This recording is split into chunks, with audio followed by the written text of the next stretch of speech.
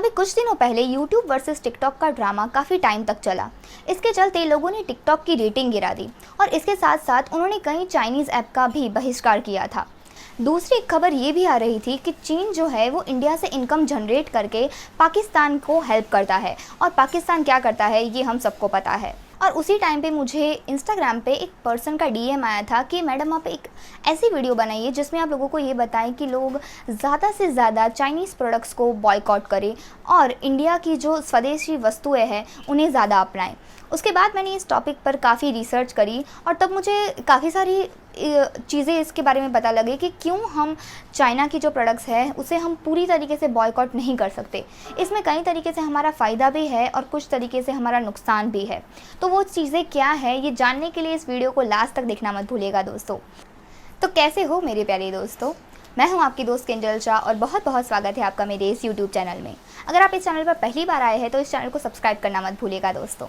तो दोस्तों आज हम बात करने वाले हैं चाइनीज़ प्रोडक्ट्स को बॉयकॉट करने के बारे में। जब भी दिवाली का टाइम आता है तो हम एक दूसरे को हमेशा ये व्हाट्सएप मैसेज शेयर करते हैं कि हमें मेड इन इंडिया की जो वस्तुएं हैं वही ख़रीदनी है। अगर लाइटिंग होती है तो हम ज़्यादा से ज़्यादा ये प्रेफर करते हैं कि वो मेड इन इंडिया हो, ना कि मेड इन चाइना। इवन जब मैं भी दुकान में जाती हूँ तो मैं हमेशा यही कहती हूँ कि मुझे मेड इन इंडिया वाली चाहिए।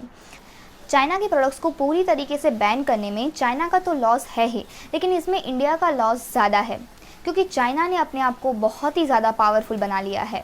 क्योंकि चाइना और इंडिया के बीच का जो ट्रेड गैप है वो 12.4% है, जो कि ज़्यादा है और किसी भी कंट्री के लिए ट्रेड गैप का ज़्यादा होना अच्छी बात नहीं होती।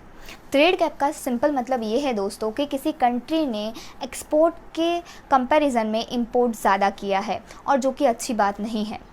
अगर कुछ फिगर्स की बात करें तो लास्ट ईयर इंडिया ने चाइना से 67.1 बिलियन युआन का इंपोर्ट किया था और इसके कंपैरिजन में इंडिया ने चाइना को ओनली 18 बिलियन का एक्सपोर्ट किया था। एक और चीज़ ये भी है कि चाइना इंडिया से अपने टोटल इंपोर्ट का सिर्फ 0.8% इंपोर्ट करता है, लेकिन इंडिया चाइना से अपने टोटल इंपोर्ट का 12.8% इंपोर्ट करता है। अब अगर एक्सपोर्ट की बात करें तो चाइना इंडिया को अपने टोटल एक्सपोर्ट का ओनली 2.3% एक्सपोर्ट करता है, लेकिन इंडिया चाइना को अपने टोटल एक्सपोर्ट का 4.3% एक्सपोर्ट करता है। इससे पता चलता है कि इंडिया चाइना के ऊपर ज़्यादा डिपेंडेंट है as compared to China India के ऊपर। और अगर ऐसे में हम चाइना के प्रोडक्ट्स को बॉयकॉट कर देते हैं, चाइना से इंपोर्ट बंद कर देते हैं, तो हो सकता है कि चाइना भी हमसे इंपोर्ट बंद कर दे। अब इसका सिंपल मतलब तो यही निकलता है दोस्तों कि चाइना के प्रोडक्ट को बैन करने में और चाइना से इंपोर्ट बंद कर देने में ज़्यादा नुकसान इंडिया का है। ये काफ़ी कड़वा है लेकिन सच है। अब आती है बात चाइना के प्रोडक्ट को बॉयकॉट करने की। वो तो हम कर ही नहीं सकते क्योंकि सुबह से लेकर शाम तक हम जो भी चीज़ें इस्तेमाल करते हैं उसमें से 80% चीज़ें चाइना से इंपोर्ट होती है। ये मोबाइल फ़ोन या कंप्यूटर जिसमें भी आप ये वीडियो देख रहे हैं ये भी चाइना से आता है।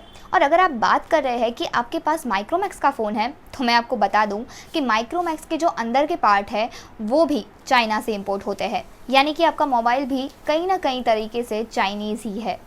इंडिया जो प्रोडक्ट्स को एक्सपोर्ट करता है उसमें भी जो रॉ मटेरियल है वो चाइना से आता है, क्योंकि इंडिया में उस क्वालिटी का और उस दाम में वो रॉ मटेरियल नहीं मिलता। और अब मान लीजिए कि हम चाइना से इंपोर्ट बंद कर देते हैं, तो आप ही बताइए कि हम जिस प्रोडक्ट्स को एक्सपोर्ट करते हैं उसके लिए रॉ मटेरियल हम कहाँ से लाएंगे। इसका मतलब है कि हमारा एक्सपोर्ट भी रुक जाएगा, क्योंकि जब प्रोडक्शन ही नहीं होगा, हमारे पास रॉ मटेरियल नहीं है तो प्रोडक्शन नहीं होगा, और प्रोडक्शन नहीं होगा तो हम एक्सपोर्ट नहीं कर पाएंगे।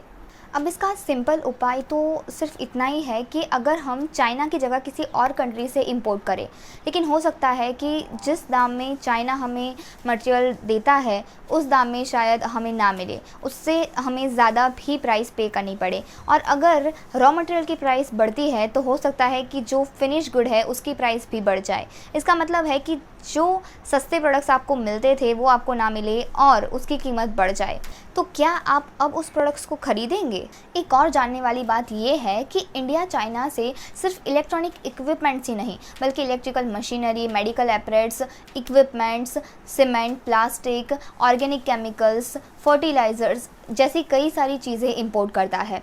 और जब हम ये सोच लेते हैं कि अब से हम चाइना का माल नहीं खरीदेंगे, तो वो जो व्यापारी है जिसने ऑलरेडी चाइना से माल इंपोर्ट कर लिया है, नुकसान तो अल्टीमेटली उसको जाता है और इसका सिंपल मतलब है कि नुकसान इंडिया का है। तो यहाँ पर समझने वाली बात यही है कि जो चाइना के प्रोडक्ट्स हम बॉयकॉट करने की बात करते हैं तो ये चीज़ एकदम से नहीं होगी। इसके लिए हमें धीरे धीरे व्यापारियों को ये एहसास दिलाना होगा कि हमें मेड इन इंडिया के प्रोडक्ट्स ज़्यादा चाहिए। लेकिन इसके लिए एक चीज़ समझनी ये भी ज़रूरी है कि हम जो चीज़ मांग रहे हैं मेड इन इंडिया, क्या वो इंडिया में प्रोड्यूस भी होती है या नहीं। क्योंकि अगर वो चीज़ इंडिया में प्रोड्यूस ही नहीं होती तो वो व्यापारी भी कहाँ से लाएगा। यहाँ पर सबसे बड़ी समझने वाली बात ये है कि चाइना आखिर कैसे इतना पावरफुल कंट्री बन गया, कैसे वो दुनिया का नंबर 1 एक्सपोर्ट हब बन गया। इसके ऊपर मैंने जब रिसर्च करी थी तो मैंने डॉक्टर विवेक बिंद्रा का एक बहुत ही अच्छा वीडियो देखा था जिसमें उन्होंने बताया था कि कैसे मास प्रोडक्शन और अपने एम्प्लॉयज़ को और अपने जो वर्कर्स हैं उन्हें बहुत ही ज़्यादा स्किलफुल बनाकर चाइना ने ये चीज़ हासिल करी और वो एक्सपोर्ट हब बन गया। मैं उस वीडियो का जो लिंक है वो डिस्क्रिप्शन में डाल दूंगी, आप उस वीडियो को ज़रूर देखना। आपको पता चलेगा कि कैसे चाइना ने इतना बड़ा मुकाम हासिल कर लिया। तो दोस्तों, ये था आज का वीडियो चाइनीज़ प्रोडक्ट्स को बॉयकॉट करने के बारे में। उम्मीद है आपको ये वीडियो पसंद आया होगा। अगर ये वीडियो पसंद आया तो इसे लाइक कीजिए और अगर आप चाहते हैं कि मैं किसी अमेजिंग और इंटरेस्टिंग टॉपिक पर वीडियो बनाऊँ तो मुझे कमेंट सेक्शन में कमेंट करके ज़रूर बताइए। इस वीडियो को अपने दोस्तों के साथ शेयर करना मत भूलिएगा दोस्तों। और अगर आपने अभी तक इस चैनल को सब्सक्राइब नहीं किया है तो please do subscribe. Thank you so much for watching.